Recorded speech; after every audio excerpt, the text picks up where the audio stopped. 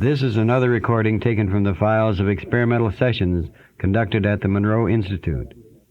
Such sessions began during a series of research projects which involved exploration of the out-of-body state. In 1975, a new factor appeared in the experiments.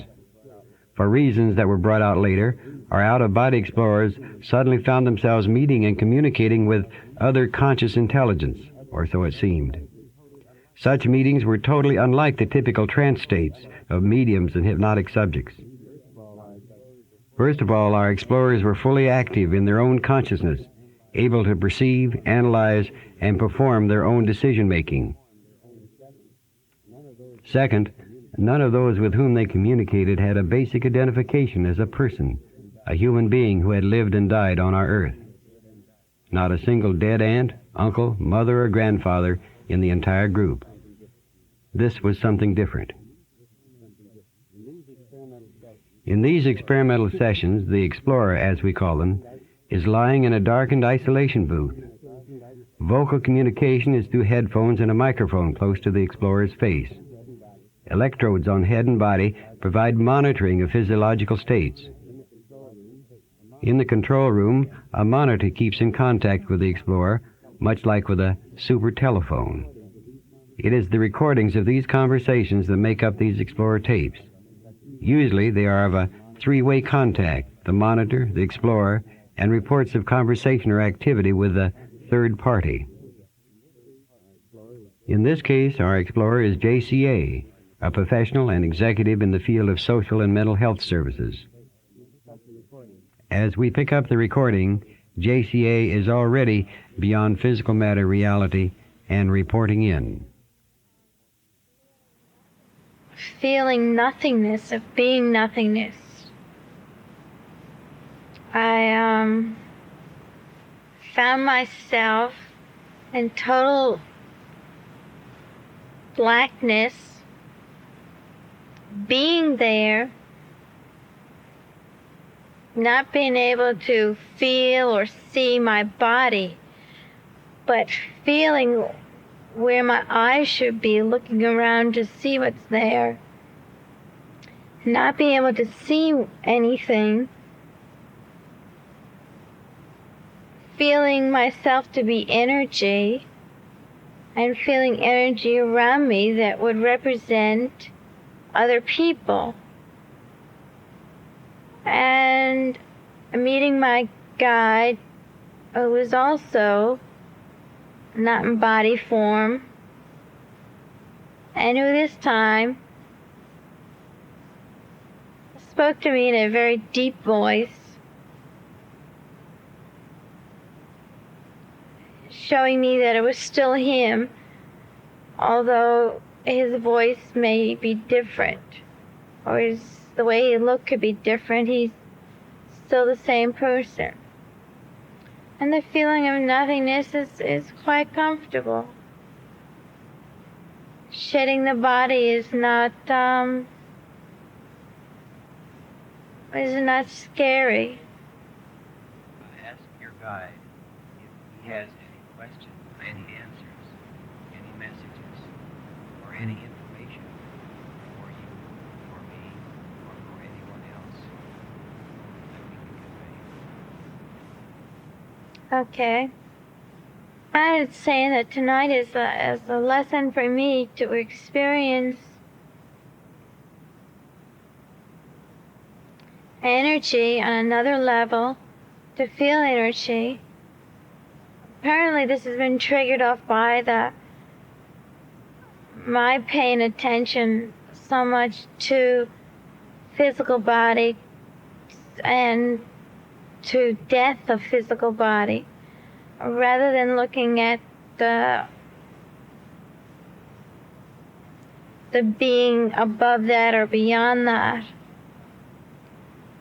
And he just wants me to feel more comfortable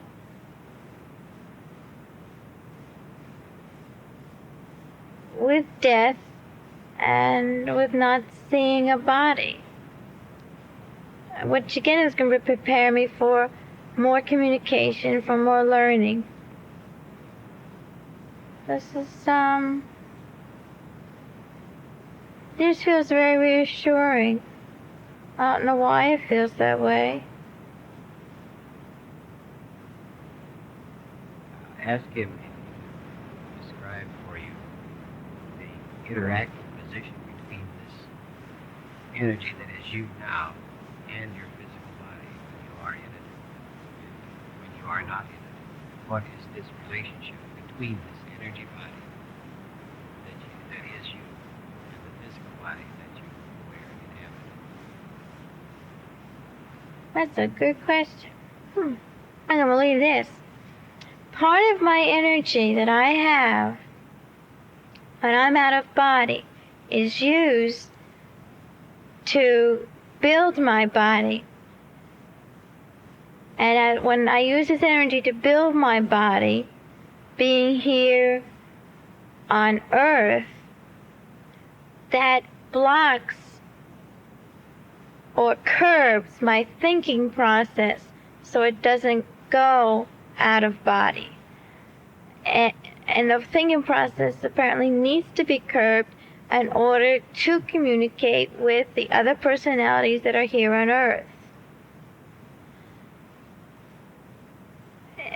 Again, it's one type of communication. When I'm out of body,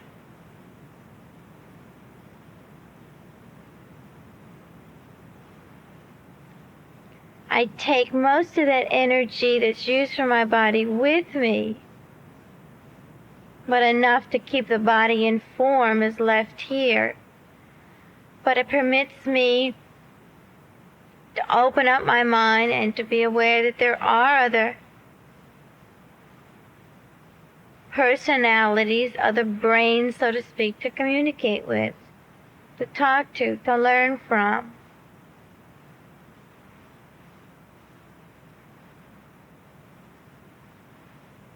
Ask the question then, when do you first enter or become a part of this physical body? At what point in the creation of the physical body in which you wear and inhabit? At what point do you become a part of it?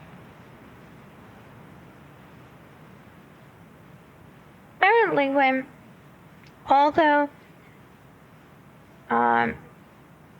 fertilization is a mechanical thing, a chemical thing, the personalities out of body make choices and very much aware when this process happens and choose at that time to develop the fetus or not to develop.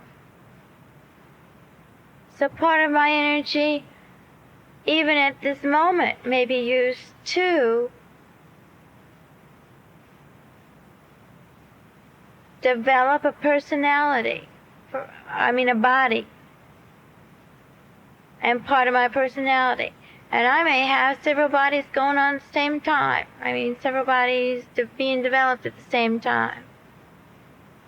At the same time in this physical matter reality. Yeah. Yeah. If this is so, then I ask your guide where some of these others are located, if there are any others that you are developing at this time.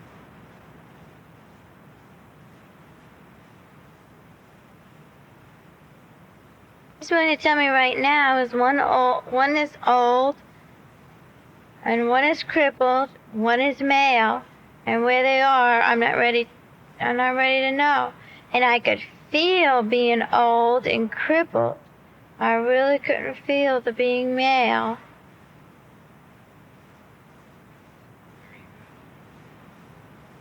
Now, as this relates to what we know of as physical death, how does this take place, this separation? Ask your guide how the separation takes place, what happens in that physical death.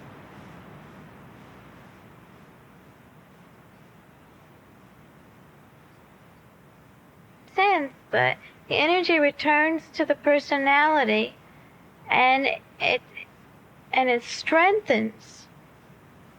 I don't understand it. It doesn't fit.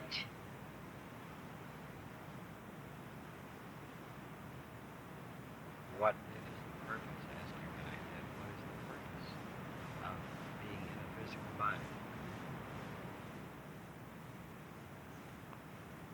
It's the energy of the personality is not totally aware of itself until parts of the personality go to the physical body and give it a range or give it depth so it could look at itself at the low side as well as when it goes out of body, look at the high side. So you're looking at a continuum. And when after death and it comes back into the personality is more aware of its own potential. It feels right, but it's not coming out right.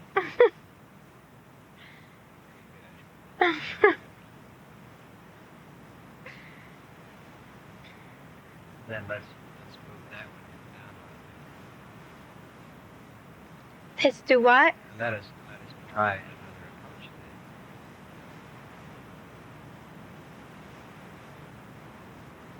then. Suppose that if this is so, is when you return to the personality, do you then return again to this physical matter existence? And if so, is it a choice or is it something that one must do? That the personality wants to do to learn about itself. And after death, it returns. It's like the whole personality takes an assessment of where it's at, and does it really feel itself to becoming a unified force or part of a larger force. And until it feels whole, it keeps exploring all parts of its self through physical bodies by coming down to earth. Apparently at some point in time, when it becomes a unified whole, it no longer feels the need then to ever re-enter a physical body. That's the part of feeling, I think, part of feeling this nothingness, of just energy, of just being, without having to have a shape or form or visually recognizable. Does this entering of a physical body, is it limited just to this planet Earth or to other planets in what we see as the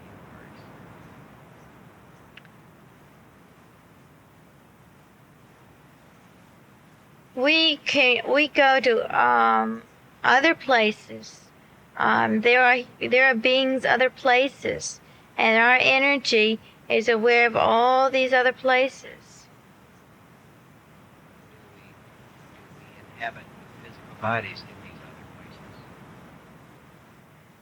places? Not like human bodies not like earth bodies, but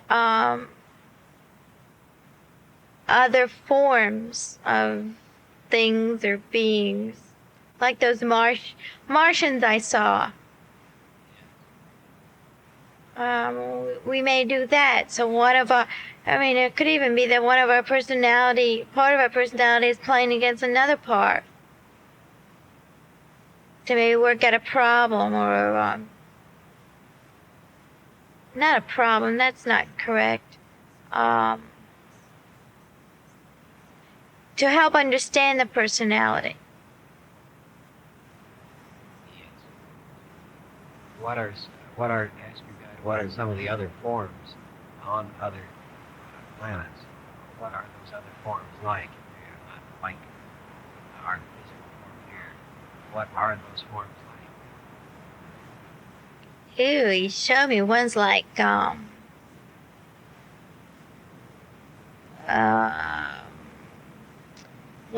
jello, but gelatin kind of thing, slimy kind of thing. Ew.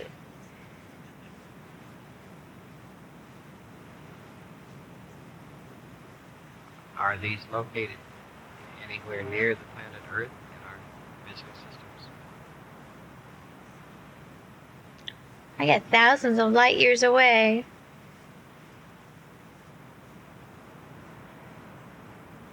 Ask him then, what about this?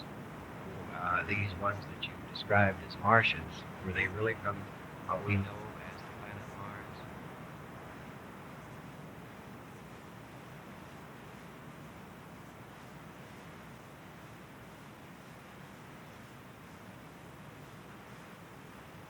They stop there, but that's not where they live. Apparently, that's like a visiting place for them, but that's not where they live. Where do they live? In a green place, another green place. How could that be? Is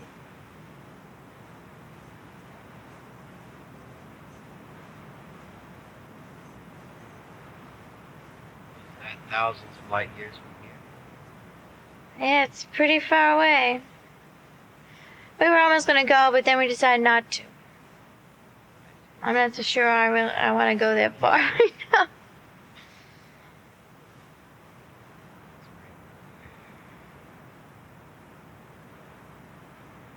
Ask him how, when this energy, how can we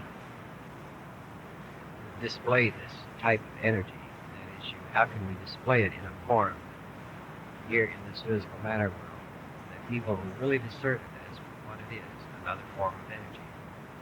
How can we demonstrate this? In fact, they said we're not going to. Say they were going to. We're not going We're to. not going to. For what reason? He doesn't see any purpose in doing it. Doesn't see any positive results, a positive reason for doing it. And it's unimportant. Does he not feel it is important?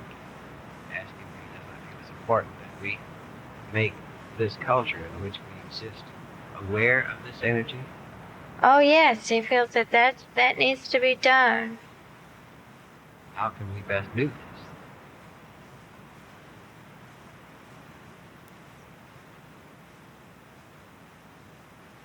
He suggests that he might get some more guides to come and monitor over the seminars to help people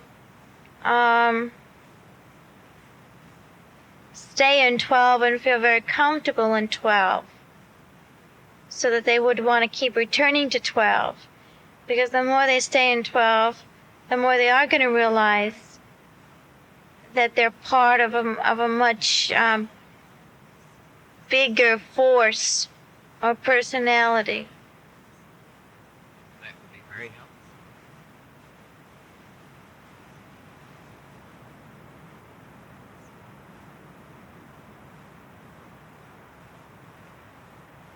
Ask him, is it possible, while in the physical body, to use this energy to do and perform certain things that are necessary for the sustenance of the physical body?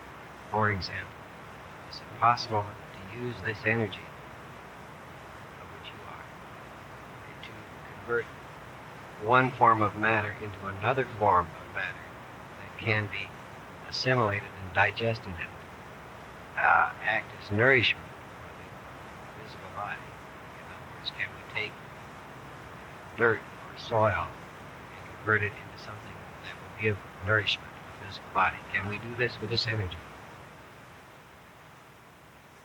Initially, he said yes, and then he also said we would need to do this less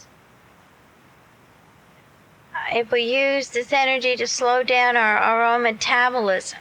We don't need as much sustenance as we think we do.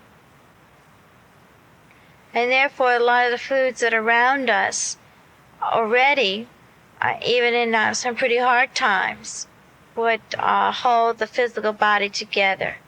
I mean, so you wouldn't have to transform trees or dirt into food. We could use this energy to recognize edible things and non-edible. I mean, in terms of poison and non-poisonous things. It can be so done. And not, in other words, you could work out a code where you look at something, and if something is good, then it would, indicate a white light over it. If something was bad, it would have, if you wanted a red light over it, you could do that. So you wouldn't have to look into, a science book or a plant book to know what you're reading. I see. Is there, how, in such intake into the physical body, is there anything that is destructive about eating or consuming animal flesh, in other words, meat?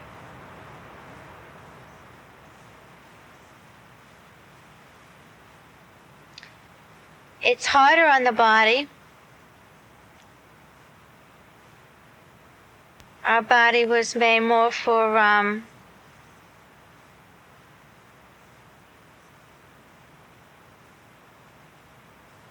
I keep seeing plants, green plants.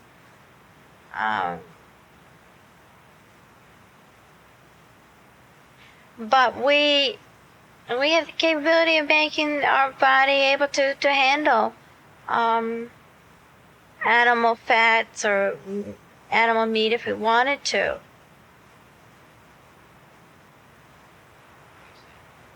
Then moving a little bit, in order to bring body energy, is there any way that we can use this energy, that is you, can we use this energy to restore and build the physical body directly? Can we directly use this energy to do that? Again, life, if it's for terms of life being prolonged when it should be cut off, no. The physical body is not something that should just, go on forever.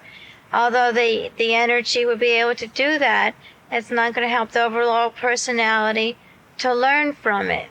It would just be wasteful. The idea is to use the body as a tool to learn. And once you've learned from it, then the body should be discarded. And therefore, the energy of the mind returns back to the personality.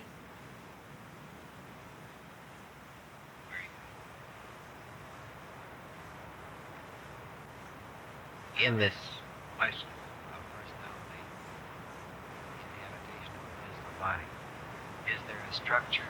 Is there a supervision? Is there a set of rules under which one operates? Or is this totally an individual situation?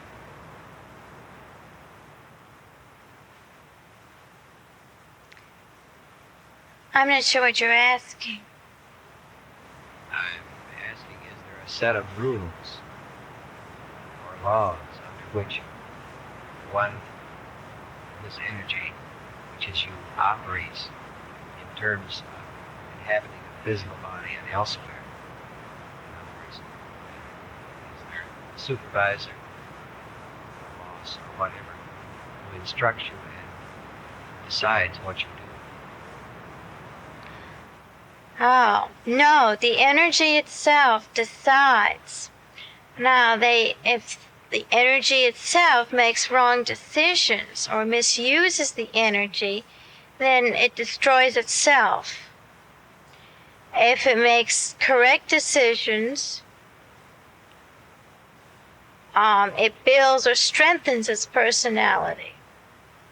And it is possible for the energy to destroy itself. What is classified then as misuse?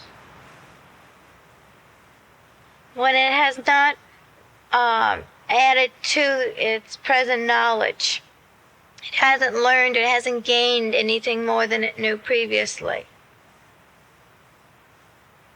It's more than just a question of good or bad or good or evil.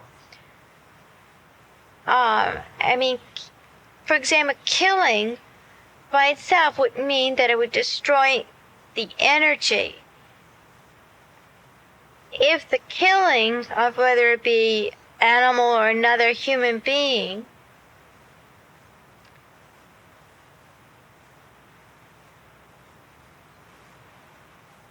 not just added to the knowledge, but was enhancing the personality, the deed actually enhances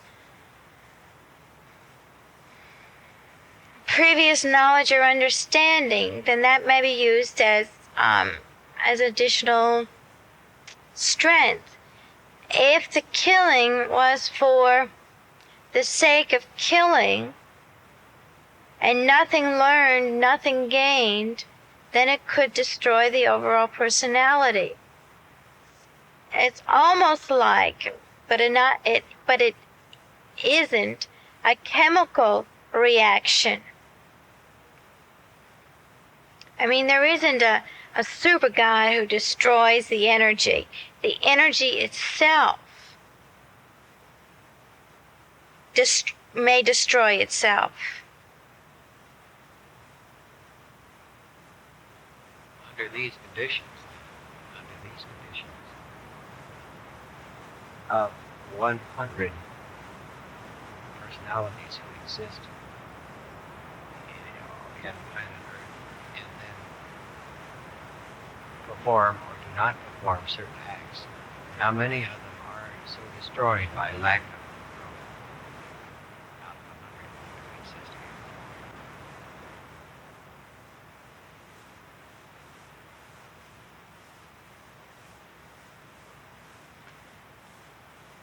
But 5, and then I got very few.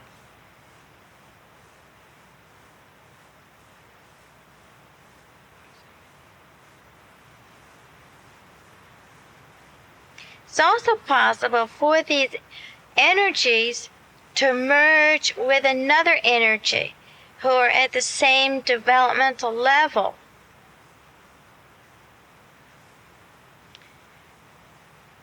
So it's also possible for 5, say for example, 5 energies to merge to become one energy. Now they can at that time become integrated, or they may the energy itself may look at its new situation and decide it needs more information to become a unified whole, and therefore may send out part of its energy into physical bodies or wherever.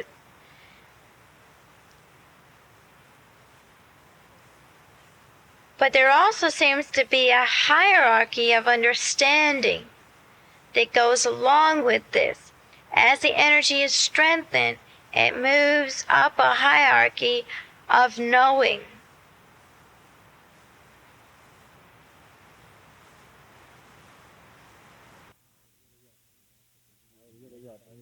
Sorry to interrupt, but we'll have to continue on the other side of the cassette. So turn your cassette over now.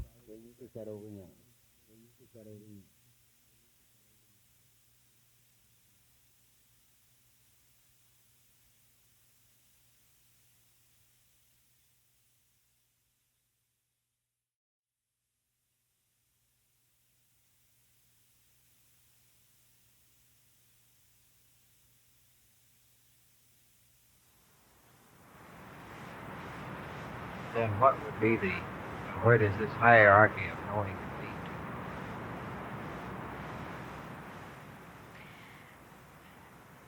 I asked that also, and it what we would call God, but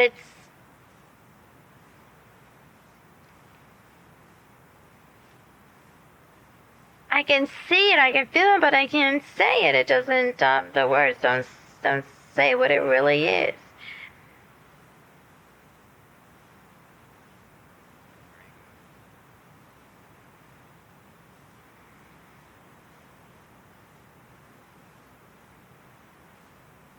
What would be the purpose of merging personalities? Why would they do this? It's very important to move towards this unified whole. A whole like there's one on the top. And as the personalities move and merge and become more knowledgeable,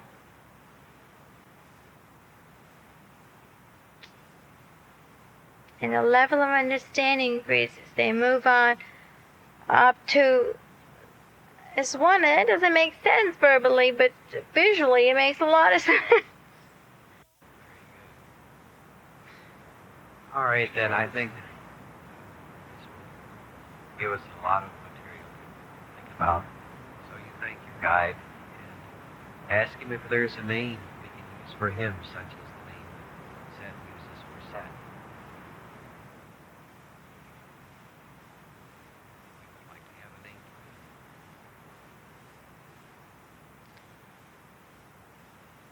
him. He doesn't want to give a name to me right now because he doesn't want it to interfere with the training that we're doing.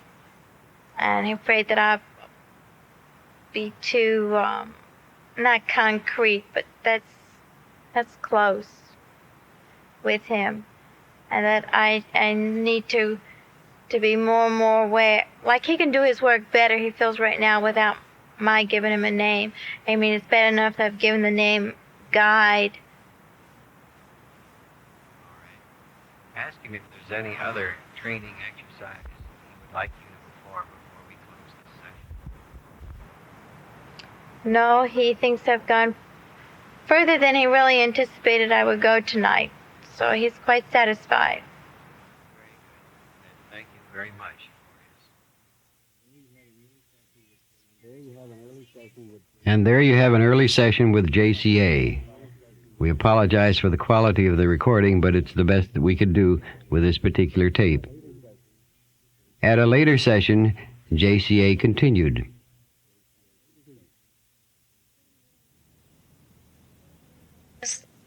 Getting rid of my inhibitions, well, I didn't know what he meant by that. And I found myself in this black void, like unable to leave, move, or do anything. And I asked him, I said, well, I don't understand. What do you mean by getting rid of my inhibitions? And I don't understand where I am right now. My energy apparently is not going to be developed more than it already has until I allow myself to be more me. I mean, all the time. And I don't, and he says, look, there's going to be a time when, and I really am going to, at any time during the day, be able to communicate with him, not just here at the lab, and go to other places. He also made the comment that people are making this higher level of consciousness or his level of knowledge or much too complicated. It's not all that complicated. It's there, it exists. How much you are aware of it, the knowledge that you have of it, apparently is dependent on how much you're aware of me or I.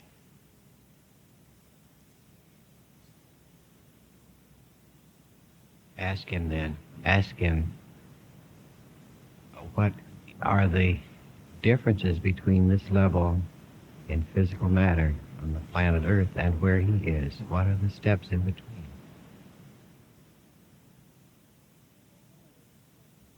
There aren't any steps in between. There's a wall, there's a barrier between here and there. And it's like once you jump over that barrier or go through that barrier, you're there. How much you take in once you're on the other side is again how perceptive you are. Just like how much you take in here on earth is how perceptive you are. And again, your perception, your depth of perception is your awareness of yourself. It's like you constantly have to be in tune with yourself, be aware of who you are, trying to figure out who you are, picking up vibes of other people, being aware of them. But it's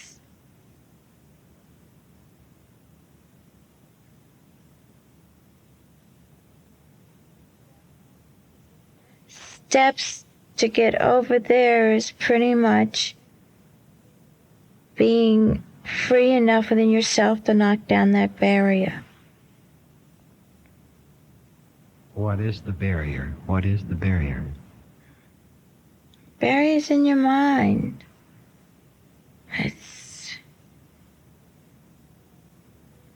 Your mind doesn't believe that there's more.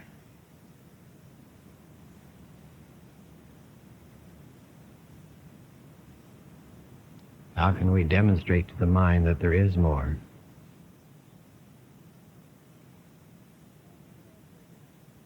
The person knows there is more. They know it inside themselves, whether they admit it and want to see it consciously. That depends on the development of the self or the spirit. If they haven't developed, they're not going to verbalize it, to be conscious of it. As more and more people talk about it, more people will admit or search it out.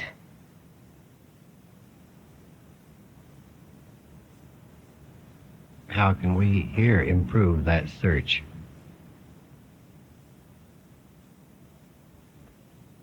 Tell me to tell people that we're a search of the mind, of what it's able to do, what it's capable of doing. Rather than telling people that it's possible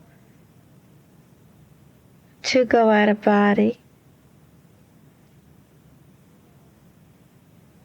Leave that up to them. They'll tell you. Mind's is a search of what the mind is able to do. I want to find that out, and what their mind is able to do in a very non-threatening way, very relaxed atmosphere. Relax them, and as they get to deeper and deeper levels of relaxation, they'll become more aware of their mind. And then it travels, goes places, it sees things because it wants to see things, because it doesn't like seeing emptiness and void. So it creates things.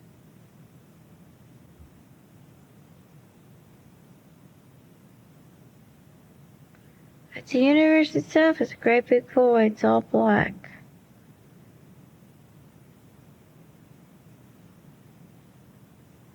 And the mind actually creates places to go, things to do, whether it be on this earth, on earth, or in our out-of-body travel.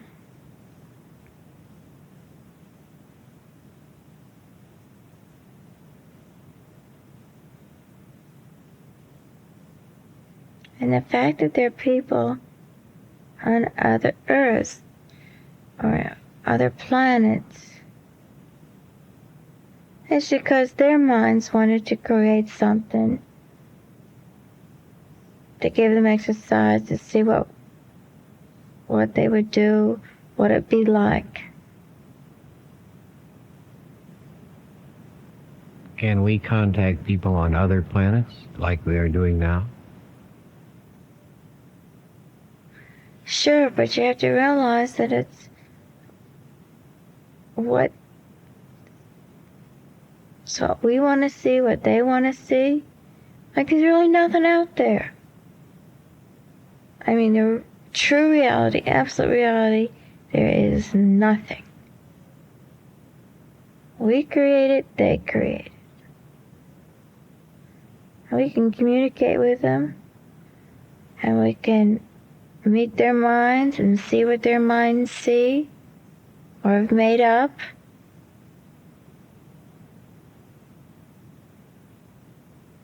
Ask him if he can help you communicate with some other mind on some other planet.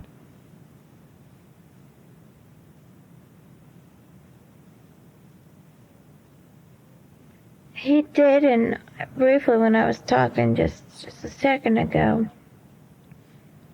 he showed me, I quickly went to this other place and I saw a person, not really a person, a being, and in a place that was a yucky kind of green, and had a bright sky, but it was kind of cold. And people live under mounds. That's weird. Yuck. Ask him if he can take you to a place that is much like this planet Earth, and where you can understand the communication given. And if he will, ask him if you will go there now.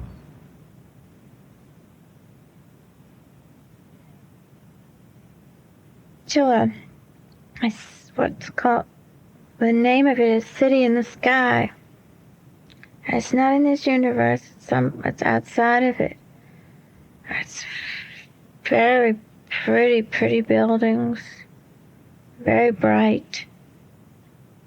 No plants, no vegetation. But there was something really strange about this city. It was very pretty and pleasing to the eye. It finally dawned on me there wasn't any people. There weren't any people around, or things that I could see. And I asked him about it, and he said the spirits of those bodies had abandoned this city. They achieved their goals, and they got bored with that city, and they abandoned it. And he said something really strange, that the spirit of the earth bodies are going to eventually abandon the earth. An ultimate peace has been achieved on earth. Conflicts have been resolved.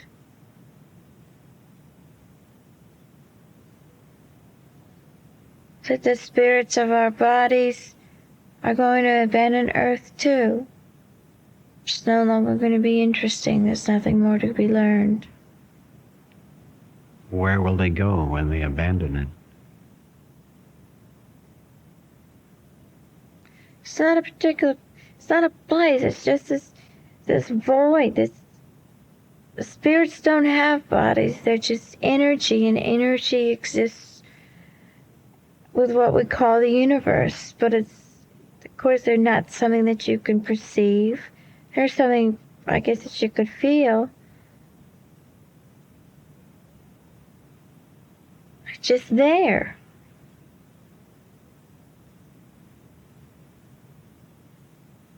Then ask him what happens when we pass through what we call physical death here. What happens to the spirit and energy that is us?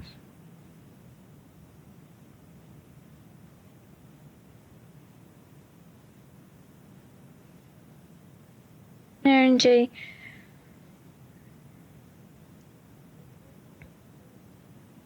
regroups, so to speak, takes a look at its whole and decides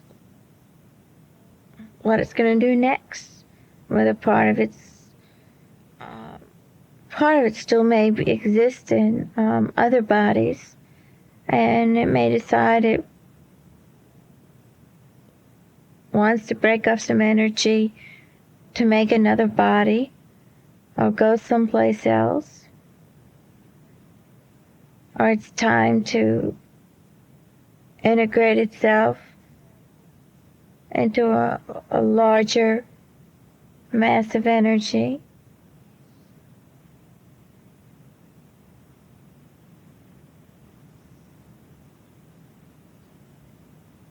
Does this decision may be made? Is it made of its of its own self, or does someone else make that decision for it? No, it makes it.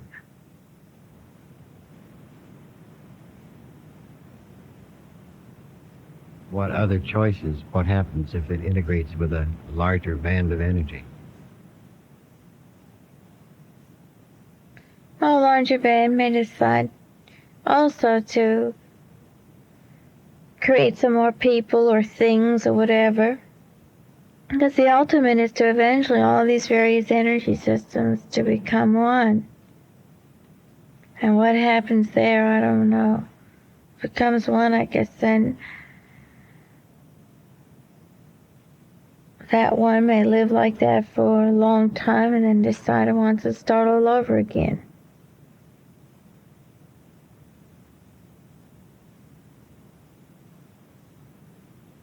Ask him if the energy that is you is in any other bodies in planet Earth at this moment.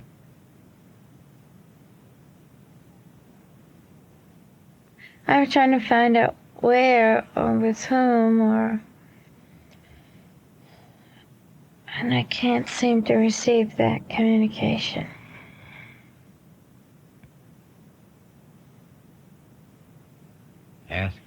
Ask him if that information is available as far as I am concerned. Yes, you could find out from him. Ask him to, then if I can find out, ask him to relay it through you as to who and where they are.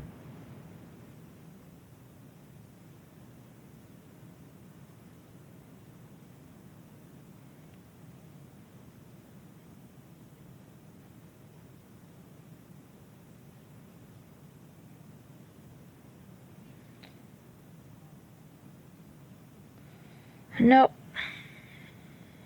Tell me I had enough. Tell me to come back. Debrief. How do you feel? Pretty good. Do you remember all of your things? Mm-hmm. I whacked right back in that time. Whacked how? After I said goodbye to my man, Didn't you? after I said goodbye to him, I just came back really fast. Let me get you some air and stuff. Okay.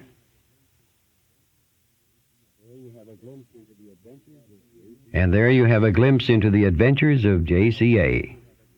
There are many fascinating aspects of JCA's reporting, as you have heard. Here is a modern mind personality trained in several disciplines, trying to understand and assess information from an overview beyond such training. It would be interesting to put on paper a graph or flow sheet of the energy patterns JCA and her friend have described. Try it, if you will, and send me a copy. This is Robert Monroe saying, I'll see you in 12.